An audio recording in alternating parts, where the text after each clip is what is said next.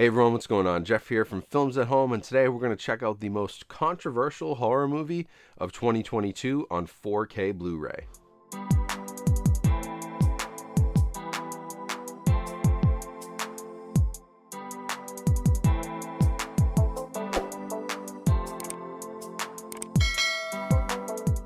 Hey everyone, thanks for coming back to the channel today for this review. In today's 4K review, we are checking out Halloween Ends, recently released here on 4K Blu-ray with the collector's edition release from Universal Studios. Now, this is definitely one of the most talked about movies of 2022, and definitely one of the most controversial horror movies because there are lots of different opinions on this movie, and I know I had very strong opinions myself. So I am going to talk a little bit about the movie itself and what I thought about it, and then we'll dive right into the visual quality, we'll talk audio quality, and I'll cover all of the packaging and special features that you can expect from this release to hopefully help you answer the question of whether or not this one is worth grabbing for your collection. So Halloween Ends is the end to the David Gordon Green and Danny McBride led reboot of the, or I shouldn't say reboot, sequel, really, of the Halloween franchise and their new trilogy.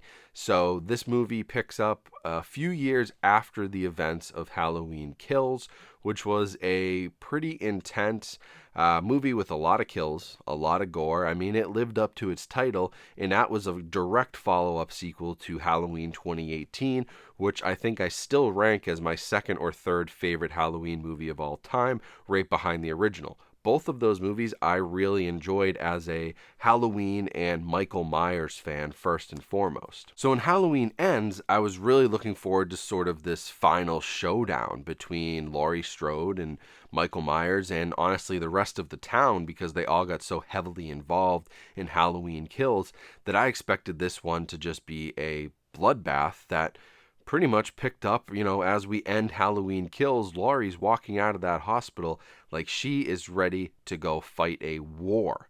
Her daughter was just killed. I mean, she's ready to go fight a war with this man.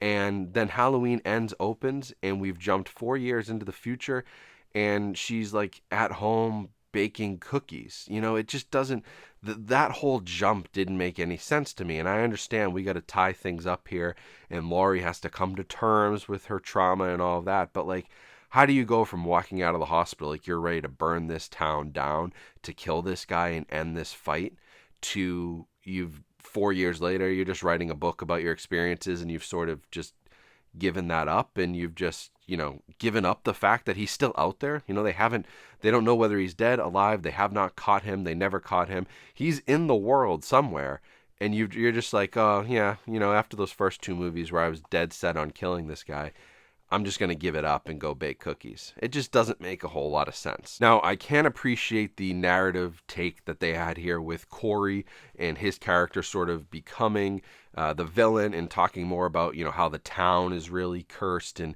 it's actually something I thought they might do after Halloween 2018, where that movie ends and Laurie's granddaughter is, sitting in the back of the truck, and she's got the knife. And I was like, oh, they're going to take this, she's going to have been traumatized, and there's going to be something going on with her, sort of like they did with Halloween 4 and 5 with Danielle Harris and her character. Like, that's where I thought they were going to take things. So it didn't surprise me that they ended up here, but it does surprise me they ended up here after what they set up in Halloween Kills. At this point, Halloween 2018 and Halloween Kills kind of feel like their own little series there, just the two of those. And Halloween Ends is just a total tonal shift from the first two movies. I think it sort of stands on its own. It's not a terrible movie. Like, it's good enough, but it just doesn't make sense with the rest of the trilogy, in my opinion. Now, on 4K here, the picture does look very nice. Now, like I said, I'd only watched this before on Peacock streaming. I had some issues with the quality there. It wasn't great. Like, I do wish I had seen this in theaters, but I didn't have a chance to get out to theaters. Life's pretty crazy right now, but I did see the previous two in theaters and then watch them at home on 4K Blu-ray, and those were pretty similar experiences. So my assumption would be, if you saw this in theaters, this 4K is going to stand up to that, and if you watched it on Peacock streaming, you're definitely going to have a better experience. Again, a very dark movie here, plenty of dark scenes, and the Dolby Vision HDR helps to balance those out a little bit better than what I saw on streaming. We didn't get much banding here, which I also had on streaming. There were some compression artifacts. whenever it gets too dark and a streaming platform can't really handle it, and of course I'm watching this on, opening night on streaming, so I'm sure the load on the Peacock service was pretty tough.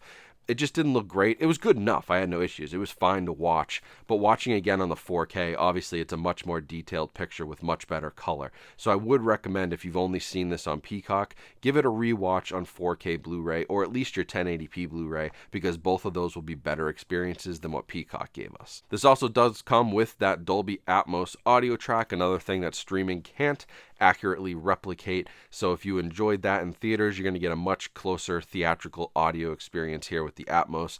A lot of the dialogue is extremely clear, and that's great, but also the score, which is always a highlight of these movies for me, although not my favorite of this new trilogy, still comes through loud and clear. Atmos is pretty good. It's not groundbreaking stuff here. I would say that this overall is a very standard mid upper level 4K disc. Like, don't expect reference stuff, but it's solid. It's what a new release on this format should look like. It doesn't have any issues. It looks great. It sounds great. And I think you guys will really enjoy the 4K disc here. Now for packaging, we got sort of a similar package here. They always go with sort of the face of Michael Myers, the mask, even though, technically in this shot, if we're going by screen time in the movie, this was probably Corey in the mask, but nice slipcover here, embossed. This is the collector's edition, includes deleted and extended scenes. On the inside, you've got the same artwork. Popping it open, you've got the 4K disc and the Blu-ray. 4K's got a little bit of artwork on it, which is nice, and then you do get a digital copy. Now, this release actually has a fair amount of special features, which is probably why they gave it the collector's edition tag. Compared to other new releases especially, this is fairly decent. It's got about 8 minutes of deleted and extended scenes, so nothing too crazy there, although it does give you a little bit more to the story. It also has some look backs on Jamie Lee Curtis, quick, maybe 5 or 6 minutes there. It gives you a look at Haddonfield and the town and how they've sort of expanded the locations there. It talks about the final girl ending Halloween, how they wrapped up this whole trilogy with David Gordon Green there. So it has like 45 minutes, I want to say, of special features, which is pretty good in today's day and age. And I did actually like some of those extended deleted scenes. I thought it did add just a little bit more to the movie, although I'm not sure that anything could have truly saved it for me without maybe a complete alternate cut. I've seen there were like petitions online to like reshoot this and recut it, and it's like, no, we don't. You never do that. It never makes sense. It's like, hey, reshoot the last season of Game of Thrones, reshoot Halloween Ends. We don't need to do that. The movie's fine. It's a decent enough movie in its own right. I just don't think it really fits with the rest of the trilogy and the way things were going. And I just didn't love the ending for Michael's character. It sort of built up an hour and 10 minutes of where are they going to go with this, to the last 20 minutes was like, oh, here's what I expected. They still ended it the very same way, even though they had built all this other stuff up for an hour. So it just didn't work well for me. If you do want to pick this one up on 4K, that is going to be the best way to watch it no matter what, even when it comes to HBO Max or wherever else it ends up. I would highly recommend grabbing the 4K disc, especially these horror movies with a lot of dark scenes. It's shot digitally. It looks great. It's a very good 4K disc. Not going to blow you away, but much better than what you can get on a Peacock, HBO Max, or any other streaming platform, or renting this digitally. So I would recommend it. If you do want to pick it up, the link will be in the description. That helps support my channel, so I appreciate that. So that's it for the review. If you enjoyed this, please make sure you subscribe to the channel and like this video so you'll see more videos like this. Let me know in the comments what you guys thought of this movie too. I'm very, very interested to hear your take, because I am pretty hard on this movie. I've been very critical on it, but upon a second rewatch, I do see some redeeming qualities, although it's still by far my least favorite of the trilogy. So let me know what you thought in the comments, and as always, make sure you follow me on social media. All the links are in the description, as well as links to all my other partners and discount codes. So thank you for watching. Have a great rest of your day. Stay safe and stay healthy out there, and I will talk to you all soon.